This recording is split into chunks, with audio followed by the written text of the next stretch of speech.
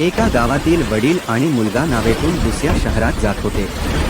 बराच काळ समुद्रातून जाताना अचानक वादळ आले आणि त्यांची नाव एका बेटावर पोहोचली. पितापुत्राला वाटले की आता आपली शेवटची वेळ जवळ आली आहे. तरीही दोघेजण मदत शोधण्यासाठी वेगवेगळ्या दिशांना गेले. यामुळे ते दोघेही एकमेकांपासून वेगळे झाले. मुलाने देवाकडे प्रार्थना केली, हे देवा, या बेटावर फळफूल लागलेले वृक्ष निर्माण व्हावेत ज्यामुळे माझी भूक मिटेल. लगेच त्या बेटावर रसरशीत फळांची झाडे उगवली. मुलाला हा तर चमत्कार झाल्यासारखे वाटले.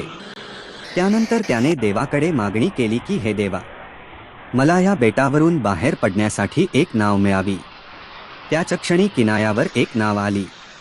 तो नावेमध्ये बसून एकटाच निघाल्यानंतर अचानक आकाशवाणी झाली, हे मुला, तू एकटाच जात आहेस, तुझ्या वडिलांना सोबत घेणार नाही का? मुलगा म्हणाला, त्यांना सोडून द्या. प्रार्थना तर नाही केली असेल तर, परंतु तुम्ही त्यांची एकही इच्छा पूर्ण केली नाही. कदाचित यांचे मन पवित्र नसेल, त्यामुळे त्यांना याचे फळ भोगू दे.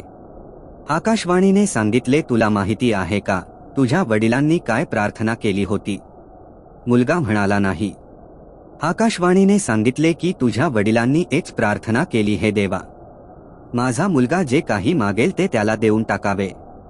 आकाशवाणी ऐकून मुलाला आपल्या चुकीची जाणीव झाली आणि त्याने बेटावर वडिलांना शोधून त्यांनाही सोबत घेऊन गेला.